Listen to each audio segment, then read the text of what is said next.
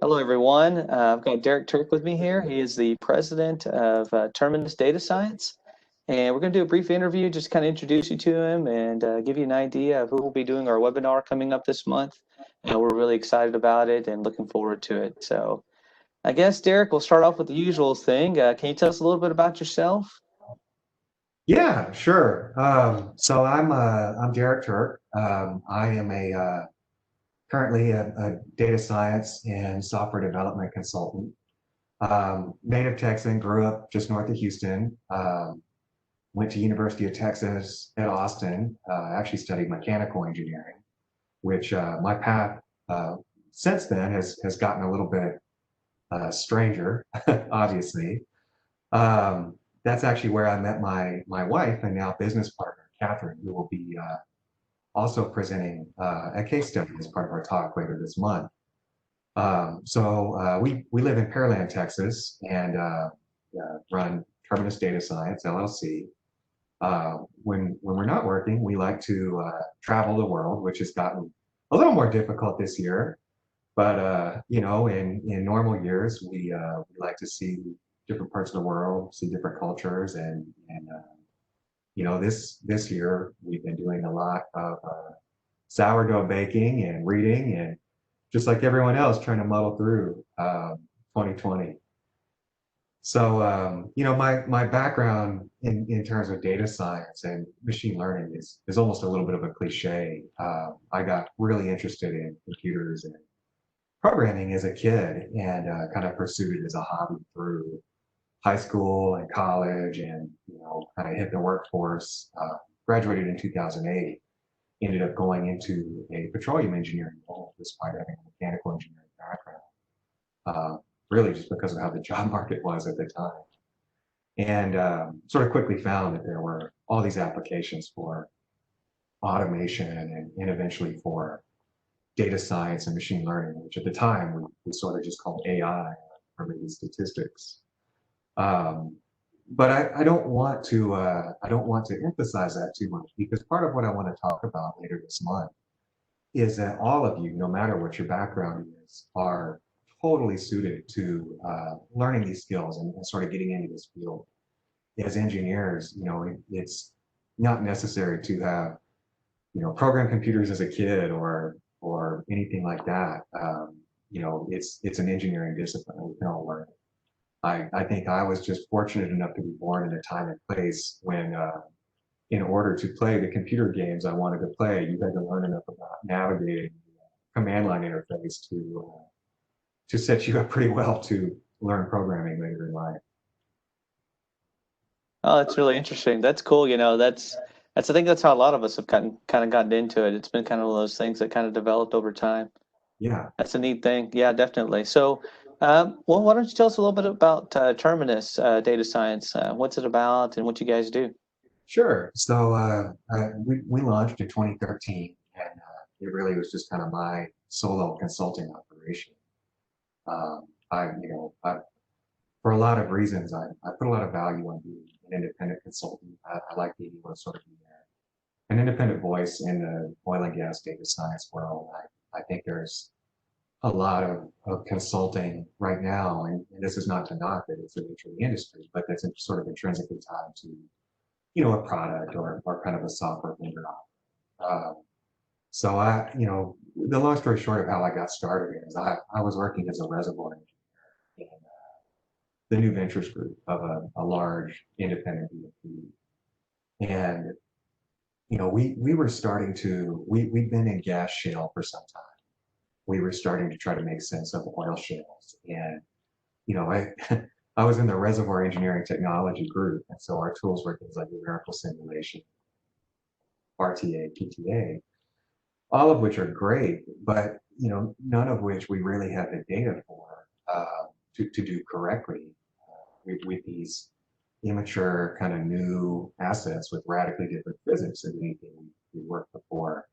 And so, like I mentioned, I had something of a hobbyist background in software development and actually had dabbled with, like I said, AI, which at the time had, neural networks and, a lot of what we now kind of think of as machine learning.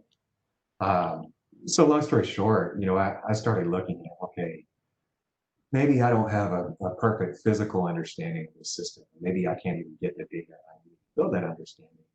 But I can measure X, Y, and Z, and I can show that X, Y, and Z correlate to EUI, net present value, all these bottom line metrics we really care about. And maybe that gives us enough of a handle on the problem to start doing something with it, right? That is something a little bit more robust than sort of slapping together a generic layer cake numerical model and fiddling with it to get a very non-unique solution. So, that worked pretty well. I actually ended up being sort of the first staff engineer on that organization's newly formed data analytics team, which was great. But what really became clear quickly is that this was going to be a huge thing in the industry. There was going to be just tremendous demand for it over the next decade or more. And also that it was going to be hugely undersupplied, at least starting out. And so the opportunity really became clear in about 2013. I jumped out on my own and just started operating as a consulting business. And so what Terminus Data Science offers, and we try to keep it very broad because it's a broad field, right? We take kind of a holistic approach. But in short, we help our clients make better decisions.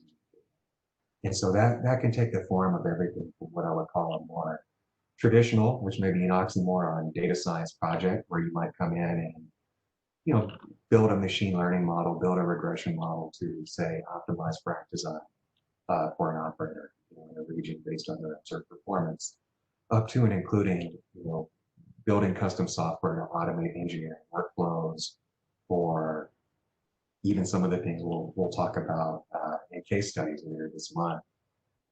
Really applying some maybe a little bit unexpected computer science or software engineering tools to solve sort of radically novel problems. And maybe I'll talk more about that in a little bit. Sounds cool. Sounds cool. It makes me excited to see this webinar. Thanks. So let's do something a little kind of off topic. Why don't you tell me something about the coolest project that you've ever worked on? What you would think is one of the coolest projects, coolest things you've ever done? Sure. So I think a lot about, I was a mechanical engineer in school, worked as a petroleum engineer. Obviously now what I do has more to do with computer science and software engineering. So there's two things I sometimes think about and wonder if I should have studied that and kind of pursued that path in school.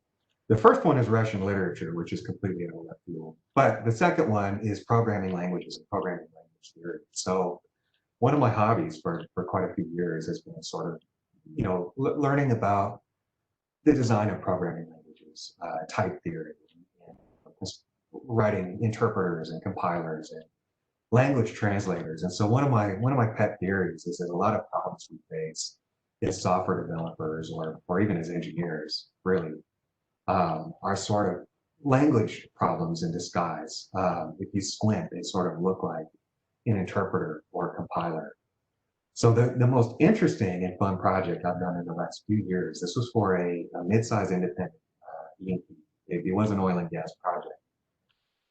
I helped them revamp their portfolio optimization system. So they had constructed an in-house software system for describing all of their available drilling opportunities and sort of picking from that bucket, within their capital constraints, what are the projects we should do that get us the best return on investment or whatever metric they chose to pursue.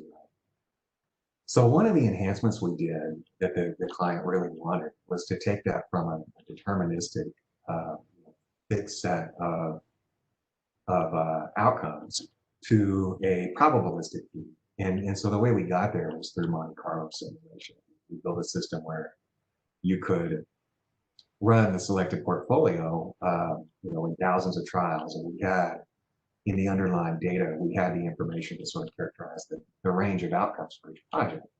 So we built this, and it was great. It was super fast, and it could run the entire company portfolio in 30 seconds with 10,000 trials and spit out your P90, P50, P10 net present value.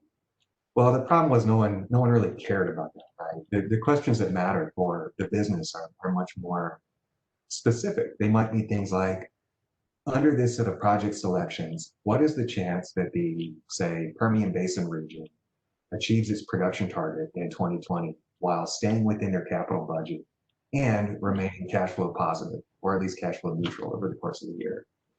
So we could get in and obviously, as the programmer, I could write, custom code, sort of tweak the system to solve that one problem.